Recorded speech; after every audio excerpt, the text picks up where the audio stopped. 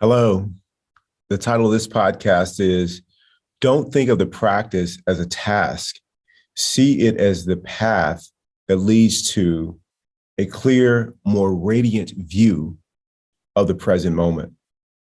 So I often hear people say, well, I didn't get to this, or it's like a checklist, and I feel like it's something that I have to do.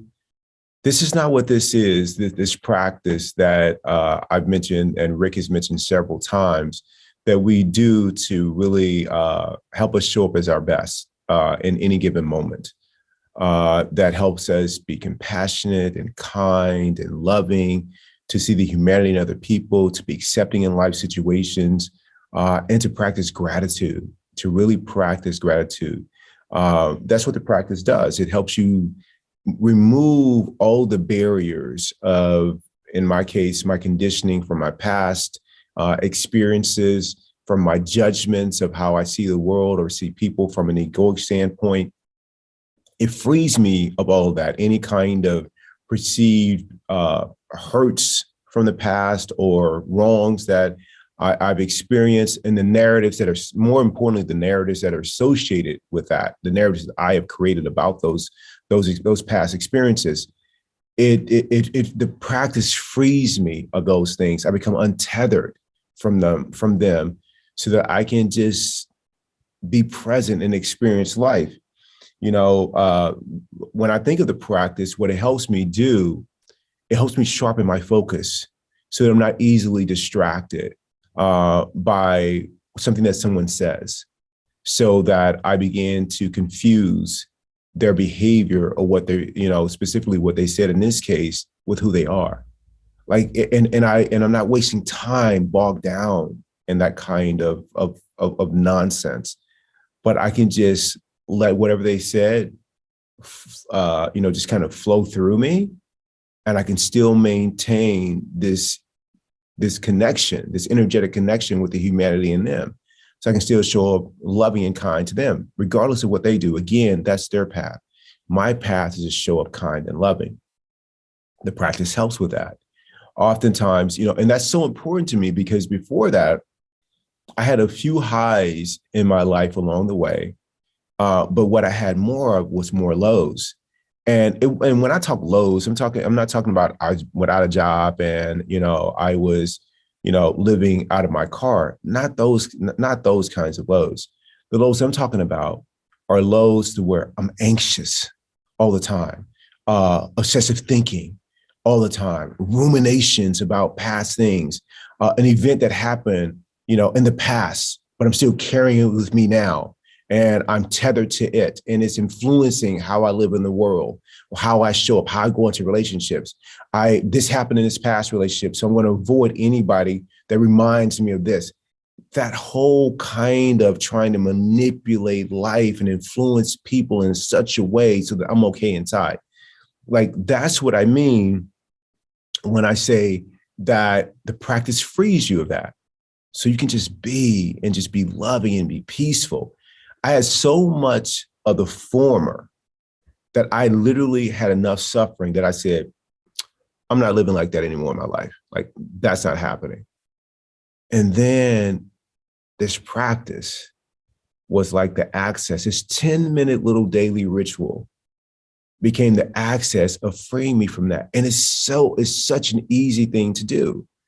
It is just literally reading a page of one book that I've talked about before, the Mayo Clinic Guide to Stress-Free Living, just reading one page of that, easy lift, doing 2 to 3 minutes of physical movement, another easy lift.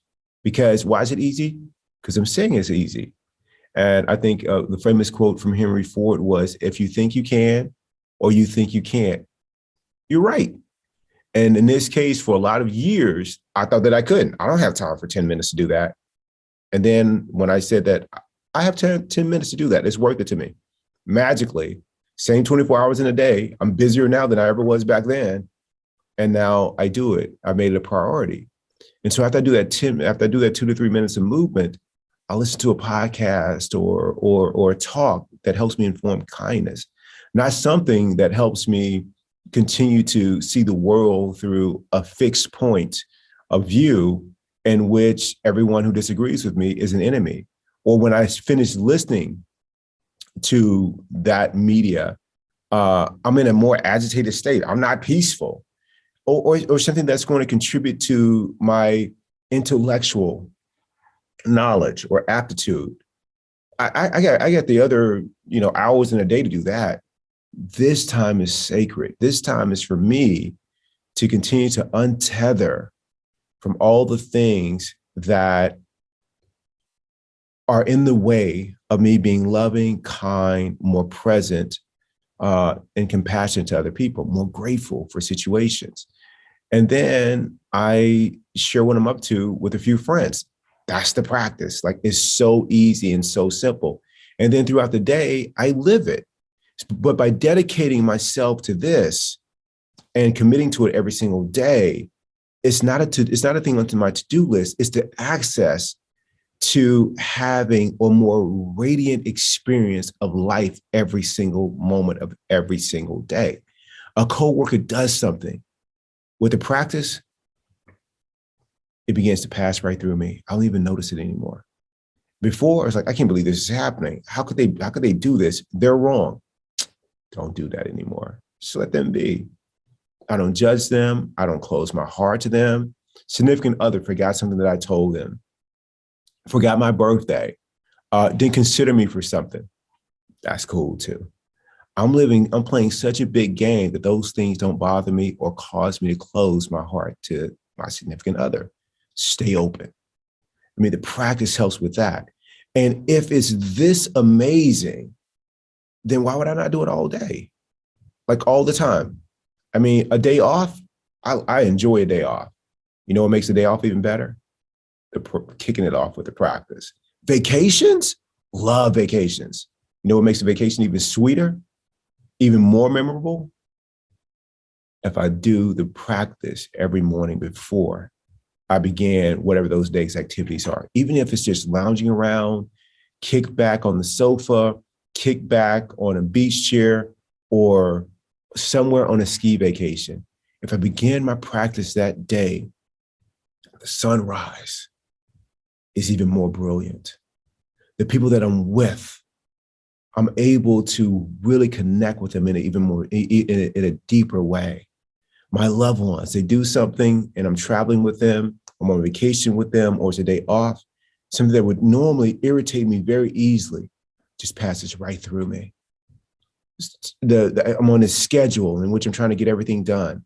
And then life shows up in such a way that the schedule gets knocked off, or the flight gets delayed, or whatever, the millions of things that can happen that are different than the way that I had it planned out in my mind. I let that go too.